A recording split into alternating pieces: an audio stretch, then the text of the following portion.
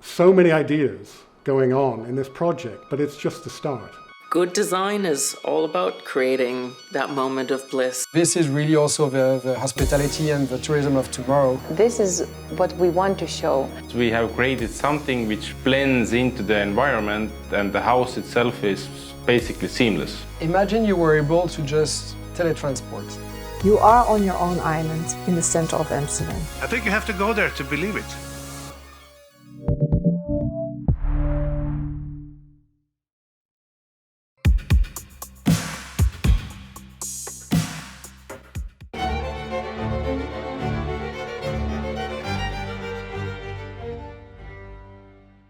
We're now going to hear about and see a presentation of the second House and Villa winner today. The first category were buildings that were in an urban or suburban setting, but this second winner by FMD Architects from Bruny Island, Australia, is in a more rural or natural context. So over to FMD, and nice to see you. Okay, so my name is Fiona from FMD Architects, and I'm presenting the Coopworth House, which is nestled in the rural surrounds of South Bruny Island, Tasmania in Australia, on a working sheep farm. Coopworth is a contemporary interpretation of a country farmhouse. The site's resident Coopworth sheep, the wide-ranging views to the water and the mountain ranges beyond, as well as the weathering red-lead shacks dotted over the island, provide an ever-changing landscape with which the house converses. The array of red-lead shacks and the red roofs dotted over the island are diverse and in various states of decay. There's also a direct relationship between the roofscape and the mountains beyond.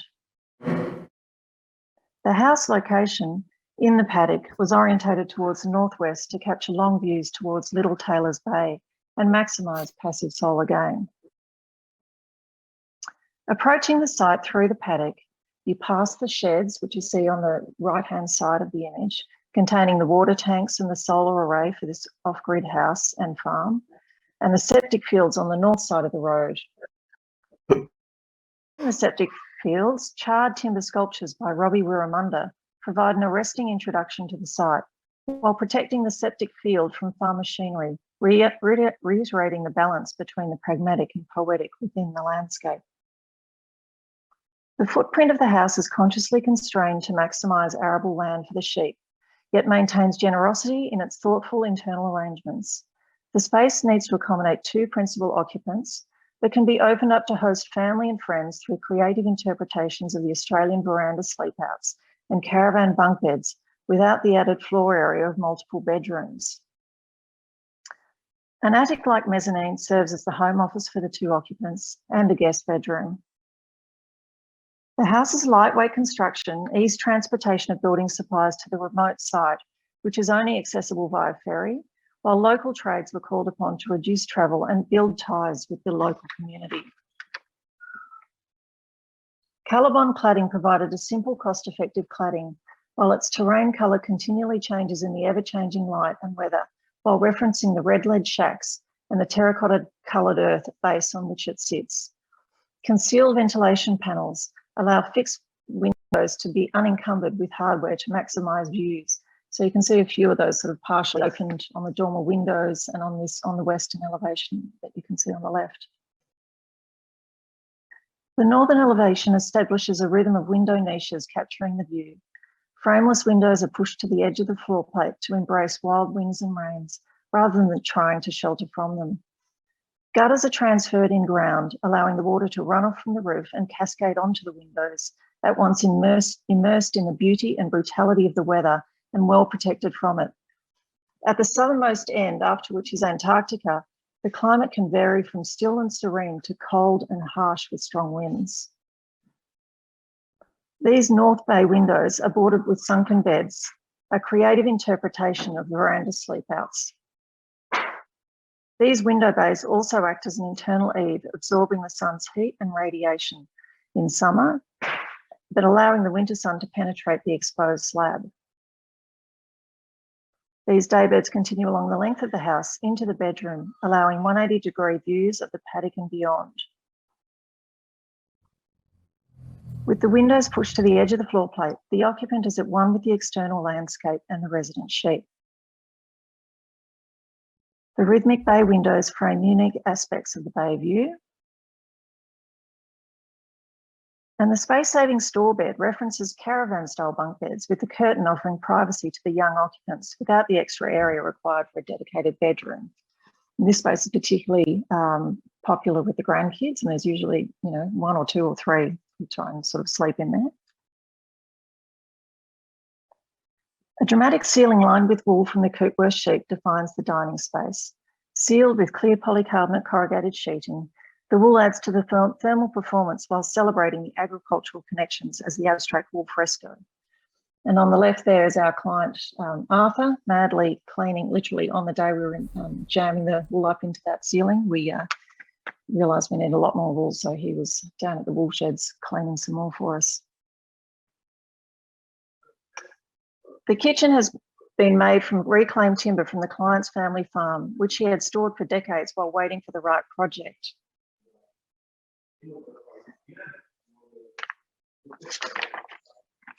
On the western elevation, the ubiquitous chimney stack seen on the historic shacks is reimagined as a sunken bath, connecting the bather to the surrounding paddock and resident sheep, as well as long views to the bay beyond.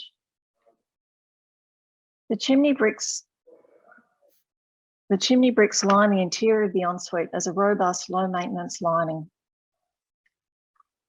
The east deck pergola and wooden utility store will be overgrown with vines from the sheep-proof planters that you can see in the image there at each end, which have been carefully measured to ensure that the sheep can't climb up and eat the plants.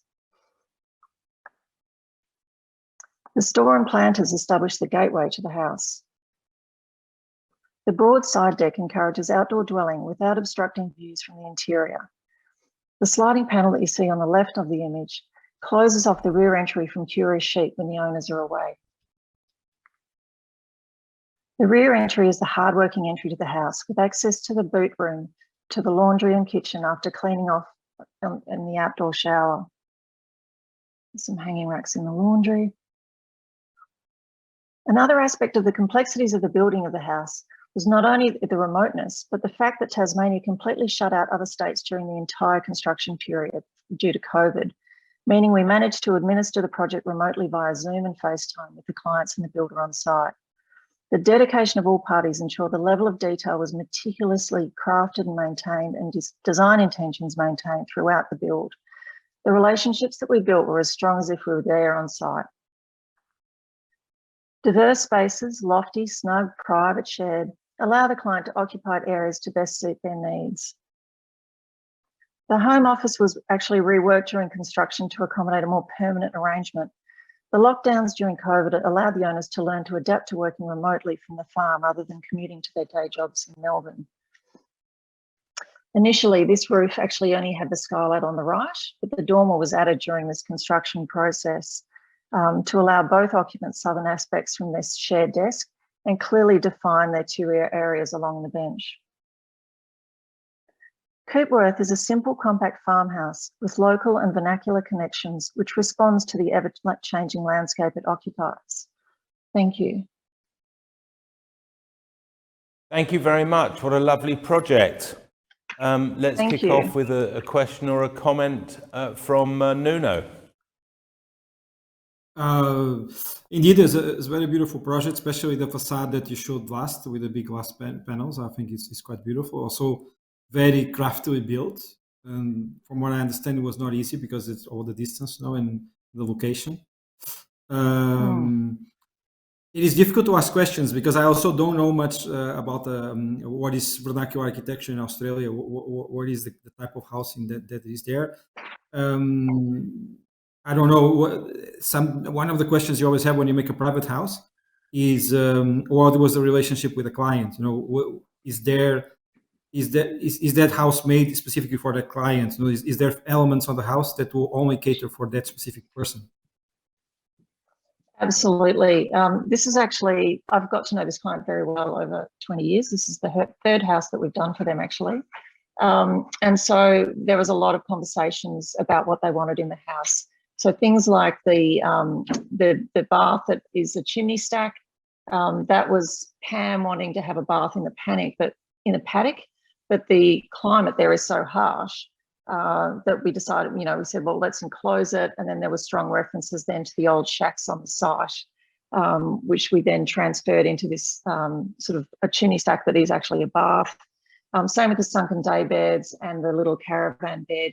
They were discussions that we had about me growing up in, sleeping out on my grandfather's farm and his veranda, and Arthur having the similar memories growing up on a farm where he was as well. But those climates were a lot warmer, and where we are here is, Australia is very diverse in terms of its climate. So this is very, very cold, where, the next stop from where we are is Antarctica. So it's very brutal winds, which is why the notion of the veranda, which is a very classic Australian sort of archetypal feature that you see on, farmhouses, was reinterpreted as an internal veranda in this instance, because you just sort of don't really sit outside for, and you don't have those sort of hot days that down in Bruny Island. Thank you very much. Kim. Thank you. Very beautiful house with a lot of refined details. I've been to New Zealand, lived there for half a year, and that's a bit like this area here, I see. So my question is very much about the use of the house. It's not only a house as such. I see it. Is it a sheep station, so to be? So it's a farmer that lives there. Yeah, it's a working sheep farm, and the house is literally in the middle of a paddock. So it had to be sheep proof. So the sheep come right up to the house. We talked about the fact that the sheep will actually rub themselves against the house. So the material that we've used is a very economical off-the-shelf metal cladding that we know that they can't damage. And it's quite interesting when you're there. You can sit there, and the sheep will literally sit there watching you more than you watch them. They're very curious. So we wanted to keep it as small as possible to maximise the amount of arable land for the sheep as well. So it is a true working sheep farm. Thank you. Let's move to Abdul Kader. Well, I don't have a question, but just a comment. First, to thank you for this lovely project. It's really beautiful. I all the time dream that I can find a building that gives me the illusion that it is not done by an architect, because it's just there, because it have to be there, and with all the details that have been there, that have to be there. And this is exactly what's happening with your building. It's in the same way, very complicated to deal with the weather, to deal with the site, but in the same time, it's very simple. Like everything is at its place. And really, thank you for this. It's big challenge for an architect to do a building and to resist to sign it in a way. It's just like it have to be there. Beautiful work. Thank you. This was just a comment I wanted to do. Thank you. Thank you very much. Thank you. And Christina. I also have a comment rather than a question. I think your project benefited enormously from COVID, because that dormer that you added on the roof really added some kind of pizzazz to it. It's sort of, the shape is very controlled, and probably from your inspiration of the original buildings there. So the shape is quite controlled and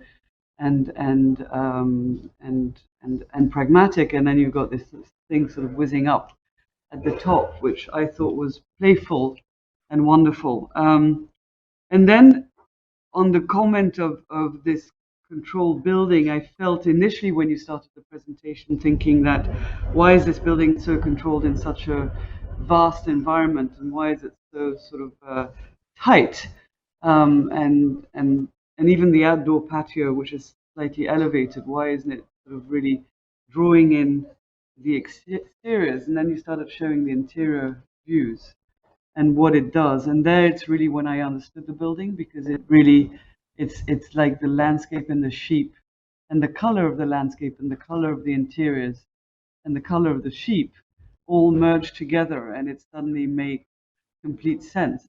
And what I really loved were your seating areas by the windows, which I guess were on the floor, with this notion that you can just sit there and read a book at the edge of the building, rather than having, the natural thing would be to put big windows with big doors that open outside and kind of allow this physical connection. And you've put a physical glass barrier in between, and you've put people to lie down there. And I thought that was a very lovely detail. And that's it. Thank you. I think I have People two quick. I have two questions. The first is, you mentioned that this was the third house that you designed for this client.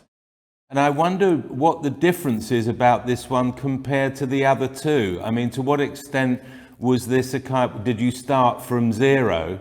And to what extent could you absorb ideas that you'd previously explored? There is the other two houses are actually in Melbourne in the city, so they were urban houses, and they were both renovations of existing cottages, so quite different. But there was one interesting transfer, which was this triangular skylight that actually was in the original first house I did for Pam. And when they got married, we did a twisted double triangular skylight in their second house, which has now sort of been reiterated up in the attic area with the sort of the his and the her skylight and dormer windows. So there is a little thread that carries through the houses in terms of these triangular forms. But this is a very, very different house, a lot more modest in terms of budget, a lot more hard wearing, being a true sort of farmhouse that gets beaten up quite a lot. So very different to a city house. Thank you. The other question I had was what other buildings there may be on the farm. I mean, for example, I assume that the sheep would have internal shelter in the winter, for instance, and I wonder what the kind of aesthetic is of the farm buildings, and whether you picked up on that, or whether you deliberately avoided picking up on it, because after all, a house is a home, and they're humans and not sheep.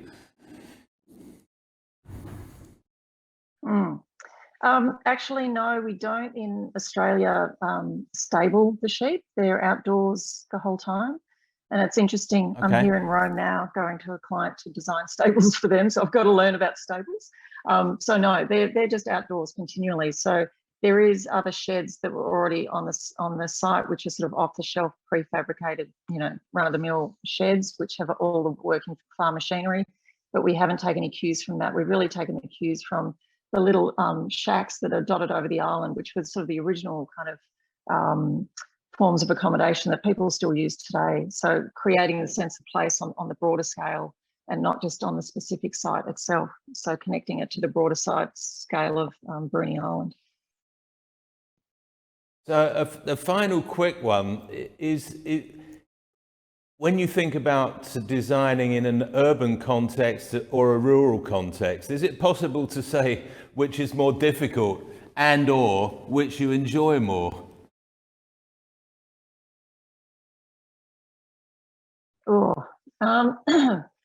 I definitely enjoyed this. This was a dream job. You don't often get to work on such a remote site. And it was always a dream to actually go down to Bruny Island. It's a very sort of famous food destination.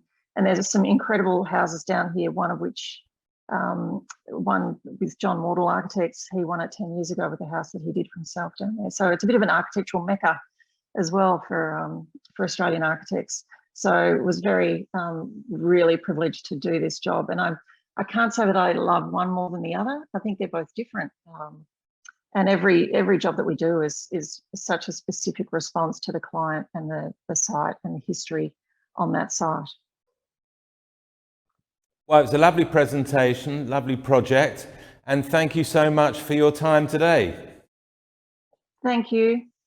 Thank you. Nice to meet you all.